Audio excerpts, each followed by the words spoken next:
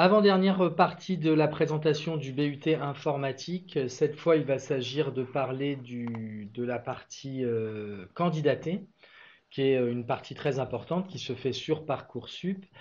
On voit qu'il y a deux sites, je le rappelle, deux sites pour faire un BUT informatique au sein de l'IUT Lyon 1, un site à Bourg-en-Bresse avec 80 places qui fait une présentation séparée, et puis un site à Villeurbanne-d'Oie que nous sommes en train de vous présenter, 130 places en première année, moitié provenant de bacs généraux, moitié provenant de bacs technologiques.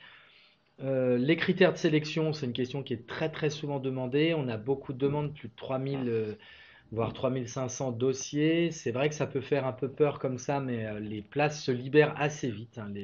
Des tas d'étudiants, de lycéens font des vœux très larges et très nombreux. Et quand ils libèrent des tas de places à plusieurs endroits, donc il ne faut pas trop s'inquiéter. À l'inverse, comme vous le voyez, il faut regarder les notes de maths, de sciences, de français, de LV1, ainsi que de manière moins importante des spécialités. On y reviendra pour la fin de cette présentation. C'est vrai aussi que si les notes sont vraiment faibles, en dessous de 10 par exemple, de moyenne en maths, et d'une manière générale en dessous de 11, c'est quand même très compliqué d'espérer être pris. Certaines années, ça peut monter même plus haut, en particulier en bac général. Donc voilà, il faut être quand même avoir un bon dossier. Les vœux sont à faire en BUT informatique. Donc le vœu, c'est le BUT informatique. Et en sous-vœu, on précise si on veut le site de la Doua, de Bourg-en-Bresse, etc. On évite de demander des endroits qu'on ne veut pas du tout fréquenter. C'est vrai que ça arrive tous les ans, des personnes qui se disent, bah c'est pas grave, je vais prendre celui-ci, puis finalement, qui n'arrivent même pas à être présents le jour de la rentrée. C'est un peu dommage, ça a pris une place à quelqu'un d'autre. Vous pouvez par contre utiliser les listes d'attente. Vous êtes reçu à Bourg, vous vous mettez en liste d'attente. Puis quand c'est possible, vous basculez sur la Doua. Et si c'est pas possible, au bout d'un moment, vous confirmez votre vœu. Les profils pour réussir chez nous, il faut de l'intérêt réel pour l'informatique, c'est-à-dire c'est pas du tout des jeux vidéo, ça n'est pas non plus savoir utiliser son smartphone, c'est un peu plus précis que ça. Pour savoir si vous aimez vraiment l'informatique de nos jours, c'est assez simple avec Internet. Vous prenez un cours en ligne, hein, les MOOC, M-O-O-C.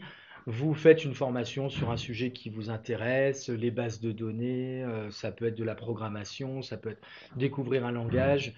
Et vous voyez si vous arrivez à tenir plus d'une ou deux séances. Si vous arrivez à tenir l'ensemble de la formation, c'est que ça vous intéresse quand même plutôt.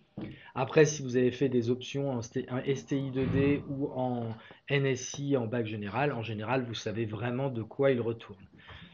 Ce qui fait que réussir les étudiants, c'est leur capacité de travail. Certains étudiants nous disent, j'ai franchi le lycée sans avoir à ouvrir le moindre cours et j'ai réussi. Alors moi, je dis bravo, c'est étonnant, mais bravo. Mais ici, ça ne suffira pas. Voilà, ça veut dire qu'on a des taux de réussite qui peuvent être assez bas pour des étudiants qui ne travaillaient pas avant, et qui sont tout à fait corrects pour des étudiants qui ont une bonne capacité de travail. Un point sur les filles sont sûrement, nous sommes sûrement un des départements les moins pourvus de filles, c'est-à-dire qu'on a moins de 20%, parfois même moins de 10% de filles certaines années. Et c'est vrai que ça ne s'explique pas. Pourquoi les filles ne s'intéressent pas vraiment à l'informatique, alors elles ne s'intéressent pas, ou elles sont pas attirées, ou elles sont repoussées, c'est assez difficile. C'est en lien avec la question suivante et la fameuse image du geek un peu spécialisé qui va rester devant son ordinateur.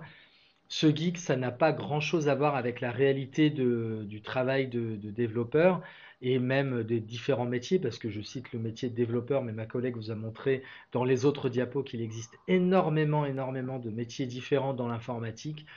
Et donc, cette idée que quand on est un geek devant son ordinateur, bah, c'est comme ça qu'on réussit dans l'informatique, c'est pas vraiment vrai chez nous. Comme vous l'avez vu, il y a beaucoup de cours généraux, des cours de communication, d'économie et de maths, etc. Ça fait que ça ne réussit pas justement à ce genre de public. Si on regarde en Asie, par exemple, le nombre de filles est équivalent au nombre de garçons. Donc c'est vraiment quelque chose d'assez culturel et qui n'a aucune raison de continuer. Voilà, nous essayons de lutter contre ça. Un petit point, si vous êtes encore en seconde et que vous regardez cette vidéo et qu'il n'est pas trop tard pour faire vos choix, c'est les recommandations pour les matières qu'on vous recommande de prendre, les spécialités, pardon. Évidemment, NSI Maths, c'est royal pour venir chez nous. Ensuite, vous avez en spécialité de terminale, donc là, NSI Maths, ça veut dire qu'on a pris les maths en complémentaire. Ici, vous voyez les autres acceptables. On voit que globalement, c'est un profil de scientifique qu'on recherche. Voilà.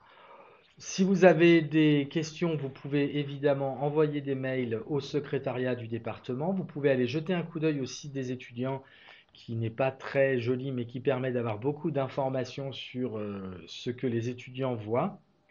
Et enfin, évidemment, le site de l'IUT. Merci beaucoup de votre attention. Au revoir, à bientôt. Bonjour et enfin dernière partie pour notre présentation du BUT informatique. Cette dernière partie va aborder la question de ce qui se passe après le BUT, donc deux grands axes après le BUT, l'intégration du marché du travail, qui est l'objectif annoncé dans l'arrêté. Il prévoit 50% d'insertion sur le marché du travail pour des techniciens du supérieur. Et enfin, poursuite d'études qui sont aussi prévues, puisqu'il y a 50% d'insertion, il y a donc 50% de prévision de poursuite d'études. Notre diplôme, il est vraiment taillé pour de l'insertion professionnelle, c'est-à-dire que les étudiants ont acquis beaucoup de compétences, ils ont eu beaucoup de temps de projets, de travaux pratiques, ils ont fait des stages en entreprise, de l'alternance, et en général, ils n'ont absolument aucun mal à trouver de l'emploi. Si on compare, parce qu'on a très peu de recul évidemment sur les BUT qui sont seulement mis en place maintenant, mais si on compare aux autres licences professionnelles, le taux d'insertion, il est vraiment très important. Et donc, il n'y a absolument aucun problème pour faire une insertion sur le marché du travail. Après, on a beaucoup d'élèves et de parents aussi, beaucoup, qui nous posent des questions sur la poursuite d'études en école d'ingénieur. Pour l'instant, ça reste assez compliqué. La poursuite d'études en école d'ingénieur sera possible avec une entrée en troisième année, ce qui supposerait de faire un but 3 chez nous, puis entrer en troisième année pour refaire un peu plus de théorie, et puis ou directement en quatrième année, ce qui risque d'être le cas en particulier pour les personnes qui continuent en alternance. À l'université aussi, il sera possible d'entrer en licence 3 pour ensuite suivre un master. Il faut savoir que les places en master sont très limitées, y compris pour les étudiants de licence 3 générale, et donc ça reste une bonne possibilité, mais qui se gagne, qui se mérite. Enfin, un dernier point, on a pas mal d'écoles d'ingénieurs, pas obligatoirement de très bonne qualité, qui n'hésitent pas à dire aux étudiants, vous pouvez quitter le BUT après la deuxième année et puis vous intégrez directement notre école d'ingénieur en troisième année. Alors, on ne peut pas interdire aux gens de le faire, mais pour nous, évidemment, il s'agit d'une réorientation, d'un abandon de la formation. Et donc, il y a quand même un risque pour l'étudiant de se retrouver sans diplôme si jamais finalement l'école ne lui convient pas.